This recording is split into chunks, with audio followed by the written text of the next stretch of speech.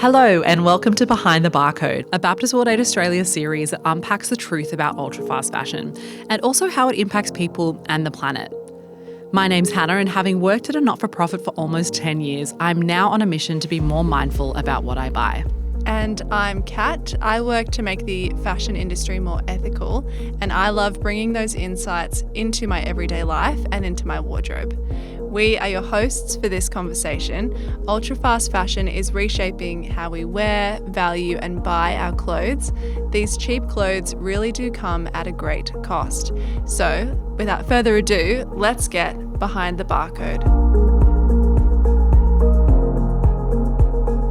We are back to talk about the environmental impacts, Hannah, but what stands out from what we've learned in our first 3 eps? Yes, it is. I can't believe we're at episode 4. Through our conversations, I think we listened to a couple of really interesting experts in the field of the history of fashion and then also the human impact. So from Alice about the history and then Fuzz about the human impact. For me, one of the biggest kind of takeaways was how we've had fast fashion. You know, that's something that we're very familiar with. We've existed in this world with fast fashion for, a couple of decades. But this ultra fast fashion, it perhaps just exacerbates those existing kind of issues and those concerns that we have and the vulnerabilities that already existed. So I can only imagine that with the environmental layer that it's going to be quite a similar story. Yeah, that's exactly right. It just sort of puts that amplifier on those trends that were already issues in the fashion system. And some of those issues are the use of synthetic fibres like polyester, this disposable fashion culture, which we can certainly see with the likes of Shein and Temu hauls, that's really accelerated. Global waste crisis and also just the emissions as well. I had the pleasure of sitting down with Ainsley Simpson, who is the CEO of Seamless, and Seamless is Australia's clothing product stewardship scheme. So what about the rest of the life of the product once you've bought it? Where is it going to go when you can't wear it anymore? That's really what they're wrestling with and trying to help mobilise the industry and Australia to move. So she has some really valuable things to share with us as well. I can't wait to hear more. Yeah. So to set the scene for really the environmental impact of fashion as a whole, we are sending 90 million tonnes of textile waste to landfill every year. Hold on. Australia only? Oh, Australia? No. The world. Goodness, the world. I mean, it is giant. Yes. And I'm sure that Australia does that as well. Mm-hmm. We're contributing more than our fair share, but not the whole 90, thankfully. Sure. And look, this number is hard to pin down as well, but some say up to or around 10% of global CO2 emissions is attributed to the fashion system as well and the life cycle of our clothes. Wow. Yeah, so it is huge. And if you clicked on this episode, you would have seen that we cheekily named it The Devil Wears Polyester, really just to highlight what's going on with this synthetic material. Yeah. And I know a little bit about it, but I actually want to throw to Ainsley because she wrapped it up really nicely for us in our conversation. Let's go, Ainsley. Yeah. Polyester is a very affordable material preferred by many low-cost brands and retailers because it is cheap, it's durable, and it's very quick to produce at scale.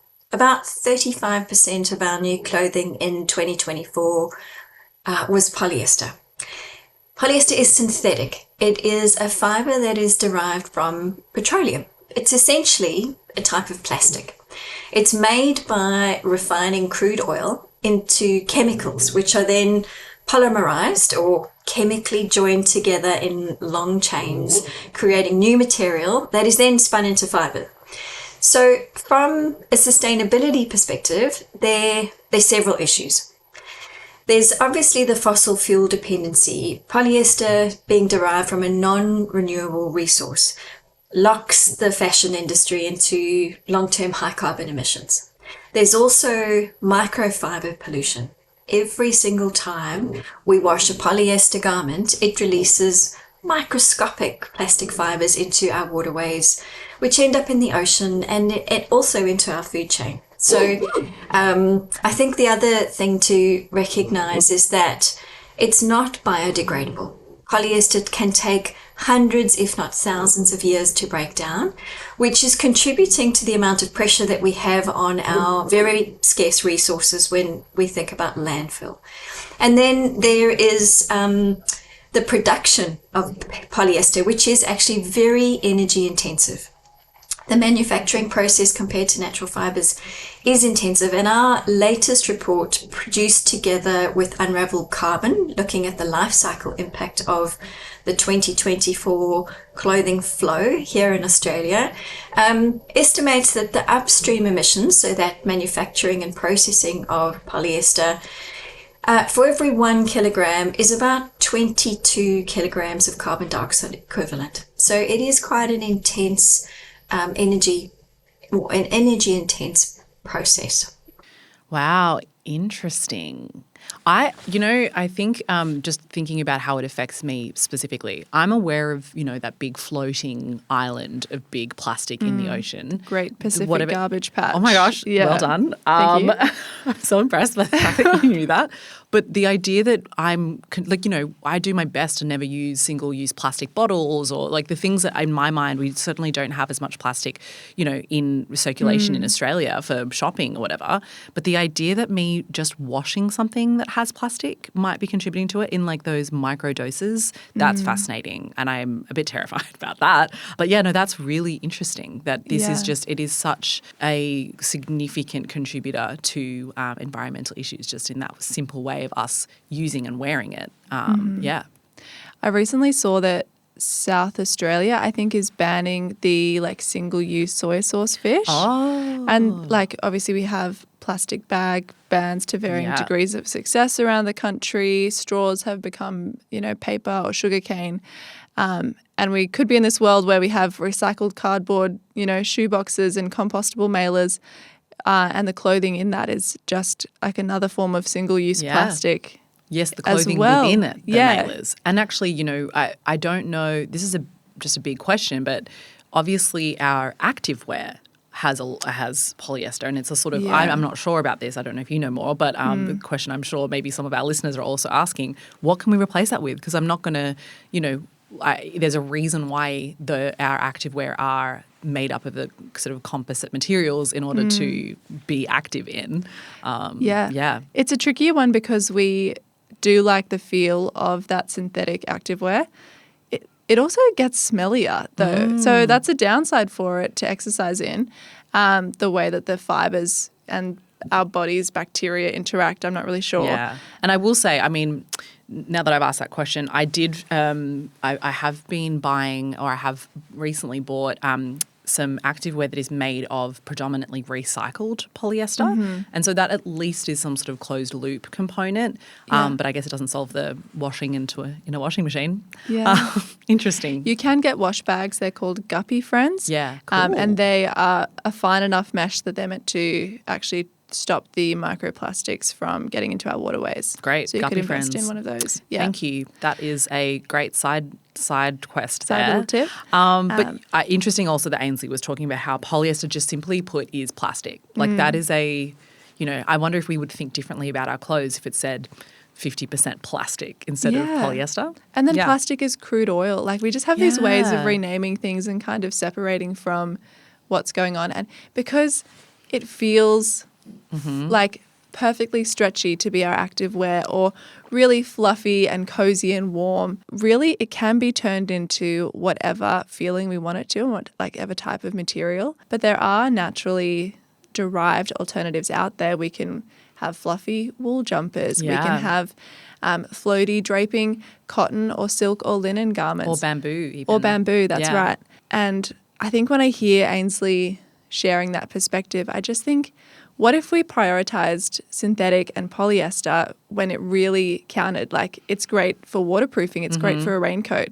It doesn't need to be great for my cozy jumper when there are alternatives out there. True. That's a good point. I guess that's a challenge for us, right? That's a really good option. I think something that I shared in an earlier episode was that these ultra-fast fashion brands shift the blame or place themselves among the whole industry and say everyone uses a lot of polyester and we're just like them.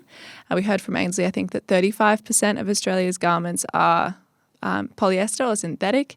Shein, however, in their latest sustainability report, they were at 81% synthetic Wow. material. So yes, the industry uses a lot, but they're using so much more than the average. In your opinion, do you think that are there what are the contributing factors to ultra fast fashion companies using higher volumes of polyester? Is it cheaper? Is it quicker to produce? Is it easier to handle? Like what is it? I think it is cheaper. Yeah. It is durable, though I'm not really sure they're going for durability in the clothes that Yeah. they make. I think it's very easily manipulatable to turn into whatever you want it to. Right. So to push out whatever style you want, you can do that with poly. Yeah. So maybe that's part of it as well. Yep. Surely the price is a big Sure. a big I was going to factor. say, I reckon that's got to be it. Yeah. Again, thinking about ultra fast fashion as, something that is cheaper and more quickly producible, I'm sure that it's sort of, easier to produce or to obtain for those companies than wool or silk, certainly, Yeah. Yeah, interesting. And they are using a teeny tiny bit of recycled poly. Yep. But not enough to really tip the scales. Yeah. This is just a personal question. What's your, if you're looking at something that says, oh, this has X percent recycled polyester, would you be looking at a particular percentage to say, yep, that's probably worth it? Oh, that's a great question. Really, anything is better than none. Okay, yep. A lot of the time when you're recycling fibres, and this is for cotton or polyester, you might need to add in a little bit of virgin material to make the fibre easy to spin again. Right. So it might be that it's not easy to make something 100% recycled. And there's a challenge as well about blended fibres. And I was telling Ainsley in our conversation, I recently bought a T-shirt that was organic cotton and recycled poly, two great kind of steps above the conventional. But because they were blended, it means that it's actually harder to recycle. Right. So looking for something that has just one fibre on the tag is really helpful as well. That is really interesting. I did see somewhere that also that the best kind of denim to wear has to be a combo or this particular fashion expert was saying that it creases better, it looks better, it folds better, it sort of doesn't there are sort of better properties with it, but then like you said, that it would be harder to recycle in the long run. Yeah, interesting. It's something that Ainsley unpacked well in our conversation, but I'm not sure we'll get to it today. So just as a reminder, people can head to the link in the show notes to access the full interviews with every person that we've spoken to throughout the series. They are incredible experts in the space, so I would recommend. I mean, I definitely will be learning more about that through those listens. Cool. And so if we were to think about what this means about how we mentioned it already, but what can we do with the material after we use it, right? So if it's been combined, it's harder to reuse. But let's talk about that in the space of ultra fast fashion, this idea of only wearing an outfit once, really kind of disposing of it afterwards. Yeah, that's right. So actually I put that question to Ainsley and I said, okay, I'm reminded actually that I don't want to be using polyester, but I look at my wardrobe and I have a bunch of it. Yeah. Or I look at the shops that I want to shop from and they're selling a bunch of it. What am I meant to do there? So I might flick to her again and we'll see what she has to say.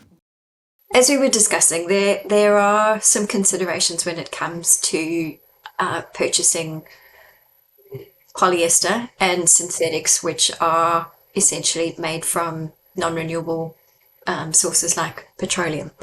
And wherever you can, always look at the label and see whether they are natural fibres, like cotton and wool, because those have got a different impact on the environment. Ideally, what we know is that for some of the highest value recycling, having garments that are 95% more monomaterials or single fibres, be it polyester or cotton or wool or linen, those do inherently have much longer life cycles in our system. So I would be looking at the label, but I would also preference that by saying recognize that what is in your wardrobe already is just your starting point. It does not mean, I'm not encouraging anyone to just purge everything that they have that isn't in this perfection bucket. This is about making progress. So if you have highly blended things in your closet, and I certainly do. I've just chosen those to love them for longer. So I'm going to make sure that I get the best use out of them. And then if I happen to change shape, or perhaps I change my style, then I will look at really practical ways for those to continue being recirculated. I might share them with a friend. I might donate them when they're in really good shape and form to the many good charities operating in Australia. I might choose to resell them on some of the rental platforms, or at least the resale platforms that are available. But I would just encourage your listeners to make better choices every time they make a choice. And that includes loving your clothes for longer and then recirculating them with care. Loving your clothes for longer and then recirculating them with care is that's a really great summary of that. Before we move on, I appreciated that she was talking about natural fibres, and that's what to look out for in a label. Could you just really quickly capture what is the difference? So what are we looking out for? She mentioned wool, I think cotton. They're both obviously from natural places. Is that just for, we may as well just list them at this point. Wool, cotton, what other things are considered natural fibres? Linen, silk. Yeah, it's tricky with the wood-based. Some is more natural than others in terms of how it's made, but you have materials like clothing made with bamboo.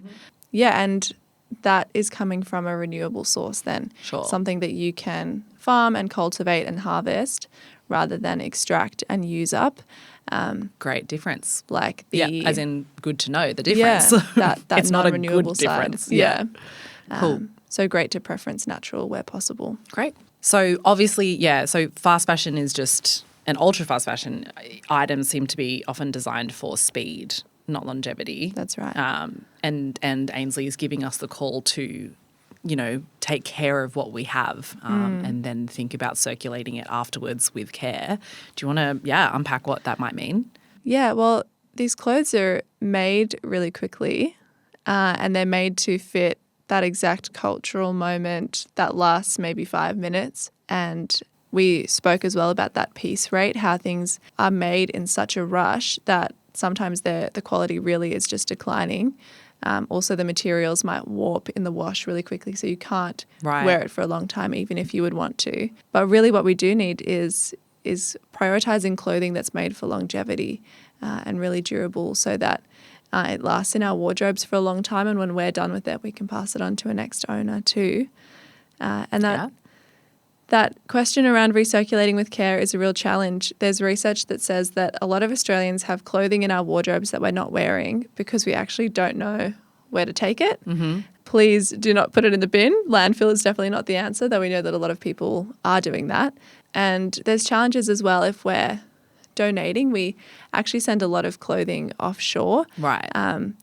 If you're donating something that is really falling apart, is stained and looks really old and aged, an op shop won't be able to sell that. So we're sending this offshore to be someone else's problem. Right. So you're suggesting we don't, let's say, what if clothes are ripped or stained?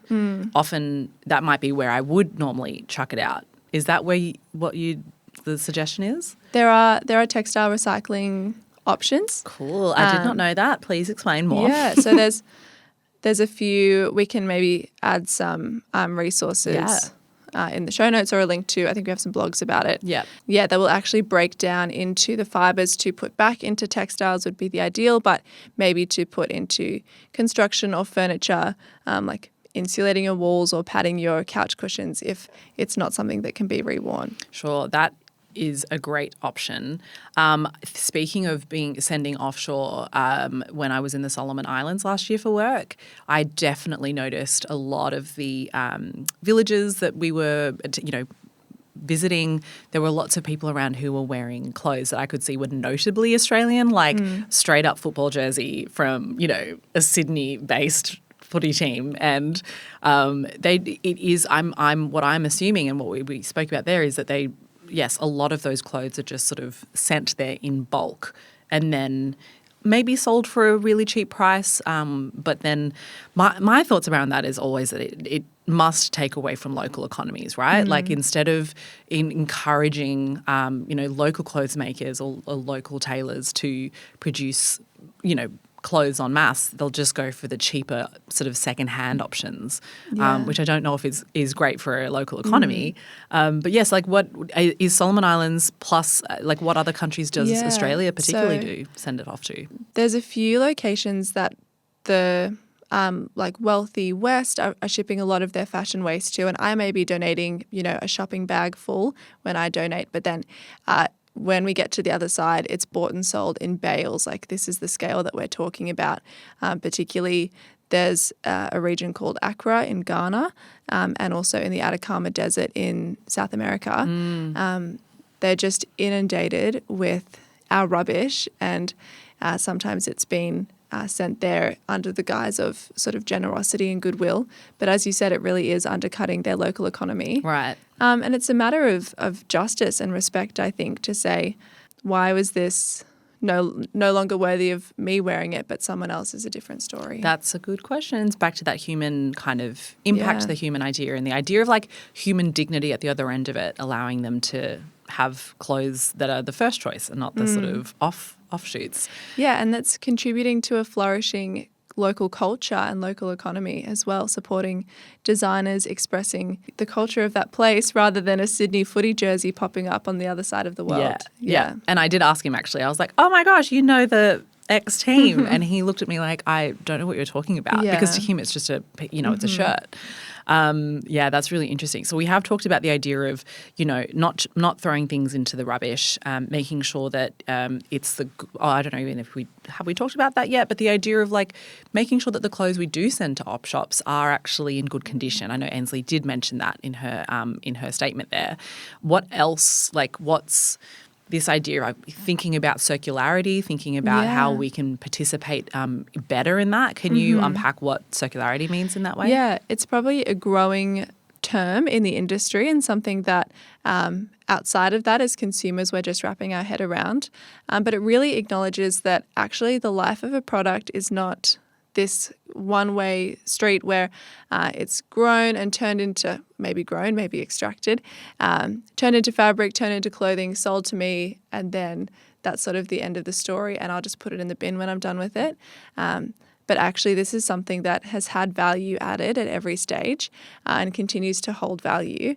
So then it needs to go back into some kind of system of value rather than just clogging up our landfills or ending up in the Great Pacific Garbage Patch or as someone else's problems in Ghana. Some features of circularity that we look for is it durable? Can it last a long time? That might mean outside of your hands, but onto another user. There's brands that actually have in the label places to write your name for the first user, the second user, the third user, and that's how the label is printed. That's so cool. I love that. Which is a great little sort of signal that actually this can live on when I'm done with it as well. Like a library book in primary school. Yeah, exactly. Anyway, as you were. Another feature is repairability. Is it easy to repair? Do I have, the button to sew on, the thread to sew on? Do I know how to do it as well? Yep. Is the brand helping me and teaching me how to do that? This is a product that they've brought into the world and they can help me steward it. Or they might have like a service to do that. Yeah, exactly. Yeah, I know Patagonia does as an example. Yeah. Yeah.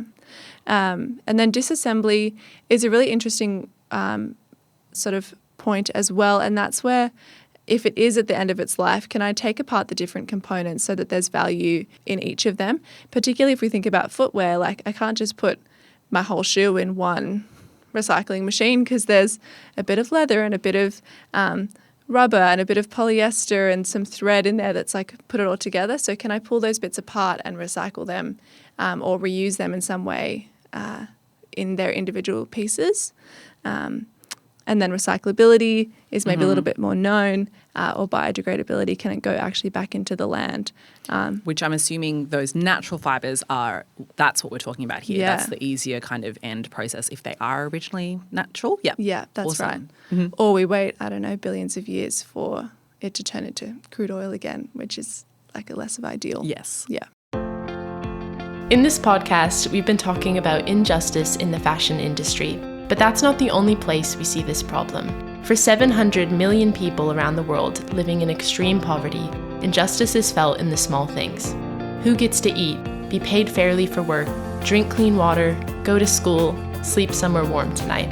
It's not right that so many people, through no fault of their own, can't access the small yet vital things in life. But together, we can change that. Baptist World Aid is an aid and development organization. Since 2013, we've been working towards creating a fairer fashion industry, one that's better for people and better for the planet. And for over 60 years, we've also been connecting generous Australians with local Christian partners who work alongside children, women, and men, helping them fight injustice and build long-term solutions to poverty. We help communities prepare for disasters like floods or earthquakes, and we help our local partners provide emergency aid when disasters strike. Together with our partners and local communities, we dream of a world where poverty has ended and all people enjoy the fullness of life God intends. To learn more about our work and how you can get involved, visit baptistworldaid.org.au, also linked in the show notes. Before the break, we were talking about some of those justice issues around the life cycle of the products that we buy, and this concept around circularity as well. Ainsley, who leads Australia's clothing product circularity scheme, speaks really well to the need for a mandatory system and a mandatory scheme that if you are bringing products into this country, you need to participate in the whole life and take responsibility for that whole life, rather than opting into being responsible as it is at the moment. That's something that we've built into the letter that we're asking people to send to or the email that we're asking people to send to their MPs. Oh, yes. Link to that in the show notes. Yes. Yep. It's really crucial that we have across the board people buying into that responsibility, or I should say brands buying into that responsibility for the life. So let's hear what she has to say. Great. The very first thing that we need is the introduction of a national mandatory product stewardship scheme for clothing so that every brand operating in Australia contributes to the cost of collection, sorting and recycling of our clothing textiles. Right now, Seamless is a voluntary scheme. A mandatory model will support long-term investment through the funding and incentive necessary for domestic recycling and remanufacturing so that we have the infrastructure as well as useful education so that every Australian knows what to do when their clothing is at its end of life. In future, these kinds of policies also need to be supported with clear design standards for what is acceptable to be placed on our market. And that's very similar to what's been introduced in the EU. Seamless has made a start in our first year of operations, and we do need to shift to garments which are made from renewable, recyclable and safe materials. What I will say is that Seamless is for everyone. So every brand that sells clothing in Australia, whether they are a global giant like Amazon or Temu, or a small local brand, if you place product on the Australian market, it's only fair that you contribute responsibly to building a system for collection and sorting and reuse and recycling. Right now, most of the traditional and ultra-fast delivery models are moving enormous volumes of garments into the country at record rates. About 55 new garments per person per year, with over 14 million tonnes of emissions associated with that. If we look at the total footprint of sea and air transport, the differentials are quite significant. Air transport accounts for almost 85% of the total transport emissions, but is only a fraction of the actual imported product that's coming into Australia. So I think we have to recognise that the faster it gets here, particularly if it's by air, the greater the footprint. So as a national mandatory scheme is put in place, every single business needs to be part of the solution so that we have those fair market conditions, we increase resource efficiency, and we have investment in the solutions that will make us all proud. I also wanted to say that with Ainsley's sort of what she's saying here, the more that I'm hearing about, these are necessary reforms, like these are necessary things, like it's a really important mandate. But I can absolutely see how it is so contrary to the market, like the marketing of ultra fast fashion brands. Like they are just there to try to get volume out the door.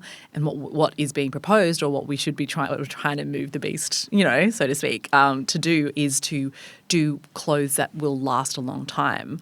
So anyway, I'm just having a realization that this is precisely why this ultra fast fashion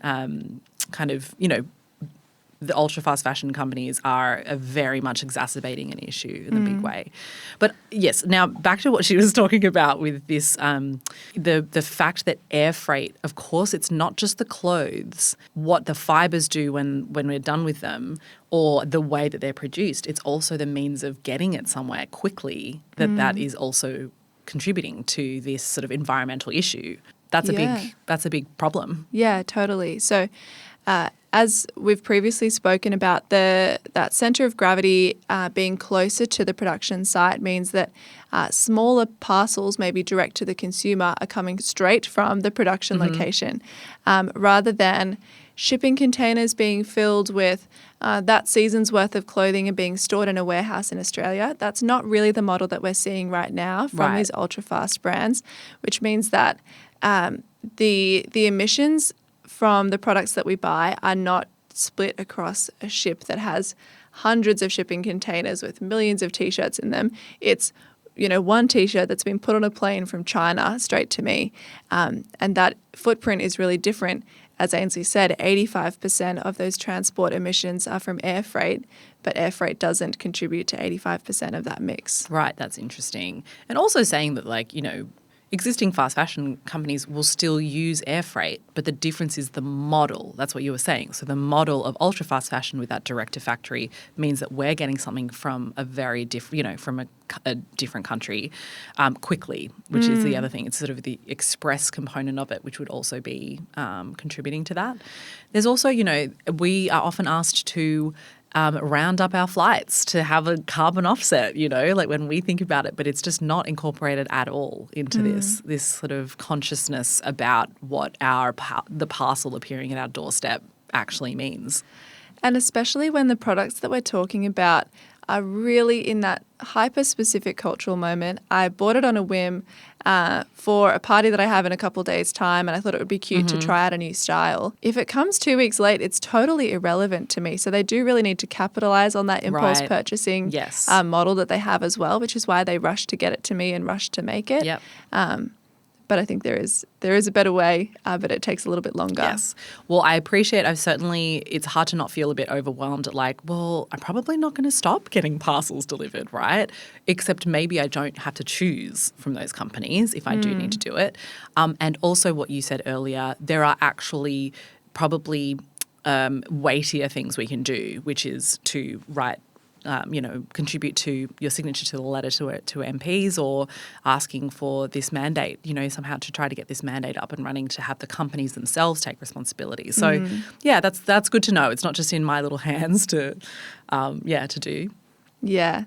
I think I'll be, saying this to the grave. Our actions in our personal life and in our wardrobe are just made so much more powerful if we raise our voice alongside it. To our government, that's just participating in the democracy that we're, blessed to be a part of, and to speak out to the brands as well that are there to serve us. Maybe manipulate us as well. Yeah. But we can, raise our voice, and that really accelerates change, which is what we need. Yeah. Thinking about the manipulation, we'll be talking about a bit more about that in the next episode, right? That's right. A bit more about consumer psychology. Yeah, cool. And so what about what happens I know I mentioned it very briefly, but what happens at the point of creating those pieces? Yeah. How is the creation of a piece actually involved? What environmental impact is that? Because I've got to be honest, when I was thinking about this environmental episode, I think my brain went straight to that. Oh yes, creating these items must have an environmental impact. But we've actually been leading with how our use of it and, our choices and what we choose to do with it once it's end of life that's sort of thrown it on its head. So let's chat about how it's created and what's sort of the impact there. Well, the emissions burden of creating a kilo of polyester clothing, as Ainsley shared, was 22 kilos of CO2 emissions for 1 kilo. So that's really not adding up. Nope. We also know that it's incredibly water intensive, particularly at the stage where you're turning the fabric into the colour and that feel that we're looking for. So that's at the fabric mill or these dye houses. Actually, Fuzz Kiddo, who we heard from in the human rights episode, he said, if you want to look at, if you want to know what colour is going to be big in a few weeks' time, you can look at the rivers in Tamil Nadu, in India, and other places where dyeing is happening, because they're producing the hot new colour so quickly, and those dyes and chemicals are just flowing into their local waterways, which is, of course, where they wash and feed their crops and all these things as well. I mean, there's deforestation associated and a lot of challenges too. Yeah, it makes a lot of sense. And of course, we talked also earlier about microplastics from our washing, but also that would be happening at the point of production. Process. Yeah. There's chemical exposure to us as well, but immense chemical exposure to the people that are making the clothes, not only in their waterways, but in their airways and the people directly involved too. It feels, again, difficult for me to say, okay, well, then what can I do about that, right? Because obviously we're only getting it at the end of the process. What would you recommend? You can just do a bit of research into the brand to see what materials they're using and see what materials, particularly in the product that you're looking at, is it natural and is it maybe a step above the conventional, so preferred in some way, recycled, organic. Can you tell the source that it's come from? Right. There's some standards like Better Cotton or Australian cotton that just provide some assurances as to how it's being grown. There are standards for recycled polyester as well. So those are some things to look for.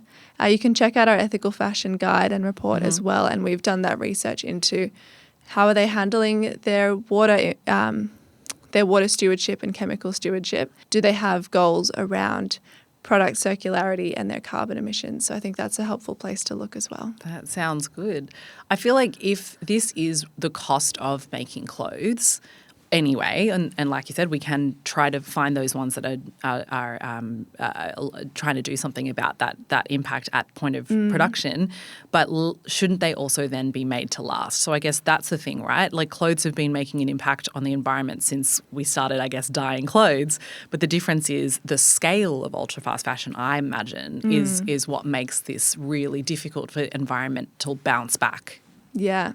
And it is really an issue that's happening across borders, across stakeholders.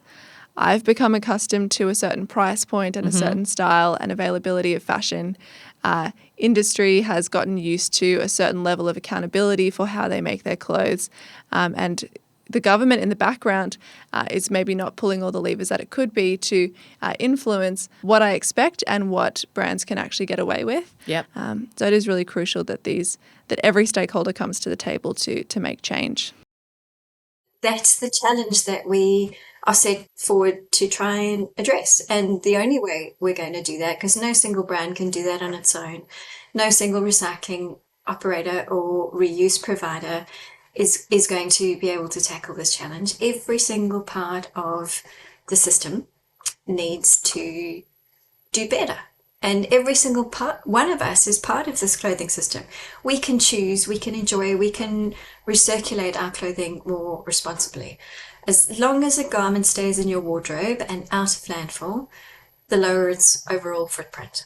And that might mean buying less. It could be choosing different quality.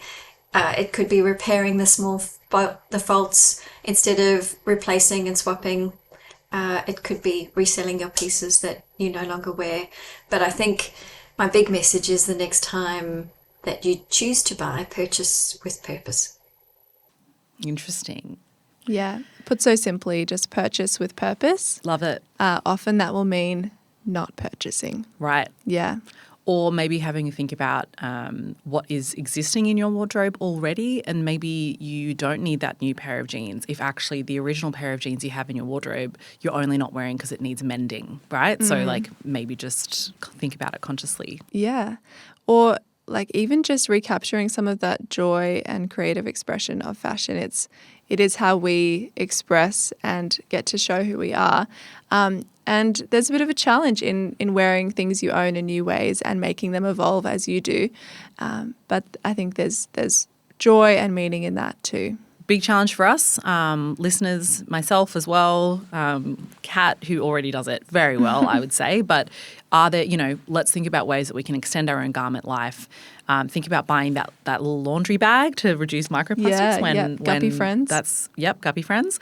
Buy less items, but better ones that will last longer, and yet obviously try not to participate in these sort of ultra fast fashion companies. And if we do have synthetics, like in our activewear or otherwise, can we be thinking about it, sort of in a bit more of a responsible way? Also, I think I feel quite moved by the idea that, the other people on the other side of some of those op shop cast-offs are also, maybe they don't need the things that you didn't want because it's ripped, or, actually also have a think about putting things back into circulation that are really good quality. Thinking consciously, and then we are part of a system that all parts of the system need to do better. So it's not just on us, it's also about the brands themselves and also on government, and we all are multiple players. So, thank you for wrapping that up really well. For everybody listening, definitely check out some of the links in our show notes. There's lots of different ways that we can act, and maybe we can give this a better shot. I feel like we've covered a lot of ground and there's been a lot of practical advice thrown in there. So thanks for joining in this conversation, Hannah. Yeah. And as you said, let's just keep the momentum going. Great. You've been listening to a Baptist World Aid Australia podcast. We know some brands won't change unless the rules of the game change. You can help create a just fashion system by using our tool to write to your MP, urging them to support industry-wide legislation that will mean fair treatment for workers and better protections for the environment. Check out our ethical fashion guide linked in our show notes to see how fashion brands measure up. Baptist World Aid Australia is a not-for-profit Christian organisation working with communities towards a world without poverty. We acknowledge the traditional custodians of the land we're on, and we pay our respects to elders past and present.